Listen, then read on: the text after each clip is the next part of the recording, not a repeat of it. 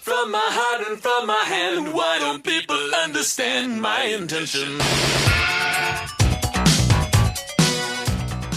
Hey FOT Nation, it's Tim Sackett, and I'm here back with you for another episode of the Weird Science Videocast, sponsored by the great folks over at HireView, and in conjunction with all of us here at Fistful of Talent, we're putting this thing on. We like to talk about all things science in terms of hiring, talent acquisition, and HR. And today I'm proud to bring in the one, the only, the founder of FOT, CHRO of the greatest RPO firm in the country right now, fast moving, growing, Kinetix, out of Atlanta, Georgia, the ATL. Kris Dunn, how's it going? Hey, it's going great, Tim. The ATL, I'm here with you today, and I just want to point out, even in the ATL, we represent Michigan. Sparty. We've got some Sparty grads from Michigan State. And we've got an office actually named This is Sparta. That's how we roll at Kinetix. ATL, we still keep it real for the North. Welcome to the ATL. You know, the Michigan State folks love to go south because we know we live in like 6 months of gray winter skies. So anytime they can get south, they love that. Absolutely. Absolutely. All right. So, Kris, today we're going to talk about assessments, pre-employment assessments.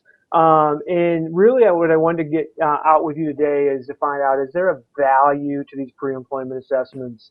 I mean, companies spend billions of dollars, a lot of time, a lot of money, a lot of effort putting these things through. And ultimately, the hiring manager is going to say, I want to hire this person because they're more pretty. Yeah, so you got to be careful with the pretty thing, right? I mean, you also got to be careful, like on a guy like me, blue collar or blue shirt, open collar. Hire that guy. Yeah. Right. But I mean, he's like us. To get to your question, I think the thing that HR people like you and I always feel is we've had 100 different companies try and sell us assessments, right? Yeah. Yep. And I think the dirty little secret, like from my knowledge, and we put some leadership training together on like using an assessment to build a better team. And what I found, like I actually hired somebody with that background to help me kind of put some of that together. And what I found is that most of these behavioral assessments are based on the same validity studies. Yeah. So it's all based on the same science, which is apropos because we're on Weird Science today. like to make that connection for you, Tim. They're all based on the same science, and then everything else is like a UI decision. So I believe in assessments, by the way. So we use one at Kinetix. And we'll keep that agnostic, for purposes of this session. But I like the assessments. We learn a lot about candidates, and we feel like assessments can be a great part of our intake calls with clients. And we feel like we get better selections for it. I think where it goes off the rails for me, and there was a recent Time magazine article on this that my friend Doug Dean, who's the CHRO at Children's Hospital of Alabama, forwarded to me. Because he's like active like that, and he likes to, think about things in the industry. Yeah. There's this Time magazine article that says that people like in the restaurant business to get like a waitress or a waiter position, like people are having to go home and just to find a waiter spot now, they're having to do like 5 hours of assessments across 4 or 5 different companies in order just to get in that process. So I think there's value. I think the bigger problem, and you might agree, is the amount of time that we're forcing candidates to take all these because everyone's got their own flavor of it. But oddly enough, it's all based on the same science. Yeah, the one thing that I found, dealing with assessments, and again, I was in the restaurant industry at Applebee's, right? And so we did a million of those things. Right. And, we were really cognizant of how do we keep the person there, right? Because as soon as you send them home, or all they were going to do is walk across the street to Chili's and apply there, and Chili's was going to hire them if they were any good, right? And by the way, Chili's, I mean, you know what you're going to get from a hiring perspective. Sorry, Chili's. I'm doing a shout out to Applebee's because Tim, grew his HR game there. But what I would find though is that we would always have hiring managers that tried to pull out the one assessment, right? Like they would say, "Hey, I want to hire my cousin Teddy. He's currently working at Chili's and he's a rock star. So he interviewed here and he assessed horribly." And they're going to say, "Well, the assessments don't work because we know Teddy is great, And it's taking that one kind of data point from the millions or thousands or hundreds or how many you have, and saying the science doesn't work because this one failed, versus the understanding from your hiring managers to say, hey, overall, if we follow this, right, we're going to get a better hire. And, Right. and they always want to take that one out there and say, this doesn't work because it failed to pick up this person. Well, I think you're on a good point. So I think you and I, like a lot of people listening to this, agree that assessments have a place. So the first thing that, if you want to get me on a rant, Dennis Miller style, right? The first thing I would say is the length of time it takes. The second thing that I would kind of point out as an issue is what's the output, both to you and I as HR professionals and to that hiring manager or that team leader, if you do it like post-employment.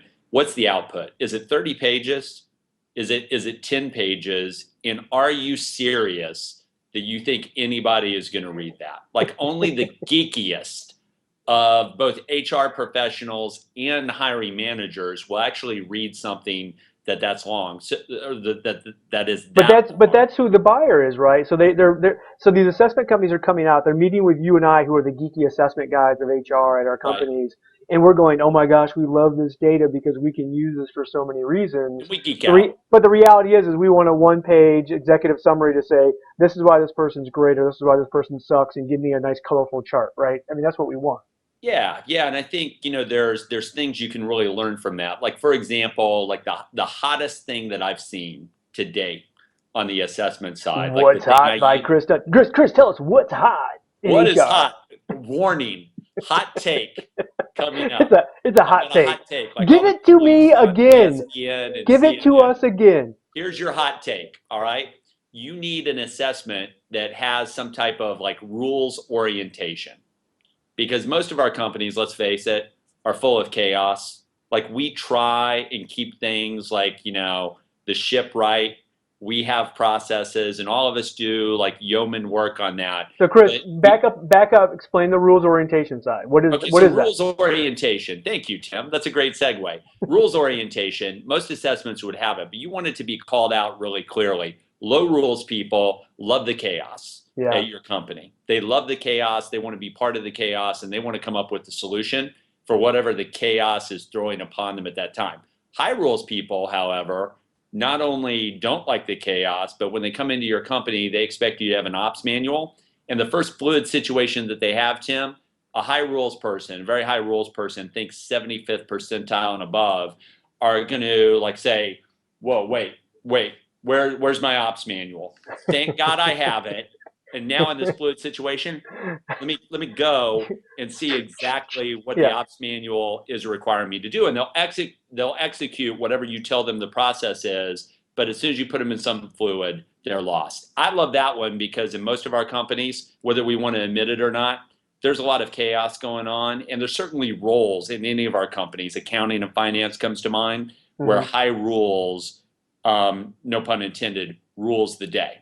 Yeah. But in a lot of other positions, man, it's just a big, like, chaotic mess out there. And you need somebody who's not going to get frustrated with that. So that's the hot take of today. That's the thing I get the most value from. And by the way, I'll tell you this too, Tim. Like the profile that I look for the most is lower rules, but high details. Because that means someone's going to deal with the chaos of your company. They won't be bothered by it. They'll come up with solutions, but then they've actually got the detail orientation to actually execute on some of those things. So when you talk about like young professionals or mid-career professionals, I love that profile because that means they're not only going to come up with ideas, but get this, Tim, this just in, they might actually implement an idea, right? You like that, right? You like the people that are creative to come up with them, but they need to get that thing across the finish line as well. Right, because what you and I want to do, we help lead companies. What you and I want to do is say, good idea. That's why I hired you. Now go do it. Cool. Rather than the dreamers. And there's a lot of like low rule dreamers out there. Yep. We're also low details. I don't want to like point the finger at anyone. That's why I need like capable, like execution people with me. But, you want that profile. So I think there are things you can learn. But back to like the brevity point, you got to be able to pick that up in one page. Like if you're going to work me through like a 10-page thing, that's a user interface issue. And I think if you hit them with too much, you just really overwhelm them at the end of the day. All right, so I'm gonna get you out with one last question. Yeah. And so regarding the ROI side of it. Most of us think like, hey, we get these assessments. The ROI is actually just giving us the information on making better hires. But the reality is the best organizations, those best practices, how are they expanding the ROI on those assessments? Yeah, so it's a good question. What we would tell you is that, hey, it's great. Everybody uses these like for hiring purposes, right? Mm-hmm. So they hire somebody, hopefully they use it like in a positive way, and then they forget about it. But the people who really get ROI are really looking at, okay, now I've got a team, 7 people, maybe half of them went through because we just implemented this assessment. Let me get the other half through it. And then let's do some team building to understand what makes each other tick and what our respective strengths and weaknesses are across this team. And then really the real ROI as a manager is to understand, like, if I'm managing you, Tim, and you've got some significant strengths, I want to get you project work apart from the day-to-day grind that's going to let you leverage those strengths because you're going to be more satisfied. And the flip side of that is when I coach you, you and I have to have enough awareness of what your behavioral profile looks like that when I coach you, I can say, Tim, you're naturally going to go here in these situations. And you just need to know, you need to be like, it's not you, but some people would have an assertiveness issue. And what I tell those people is I say, your assertiveness, like in these type of situations when I'm coaching them on something, you got to be at the 95th percentile of what you can do, or you're going to get tire tracked and run over all day long. So to sum that up, the real ROI comes post-hire, and it's smart organizations enabling and probably training leaders to use that in the coaching they do on a day-to-day basis. Yeah, great insight. I didn't expect that from you. Drops mic, walks off stage. Hey, that's right. Kris, I want to thank you a lot for coming over to the Weird Science video cast. You're welcome back anytime. You know how we do it here. Sparty on. Have fun in the ATL. Don't get too hot in the summer. And we'll check you out. I want to thank, again, the people at HireVue and the great folks over there for sponsoring this. And also everybody at Fistful of Talent making this happen. So we'll check you out on the flip side. See you guys next time. From my heart and from my hand, why don't people understand my intention?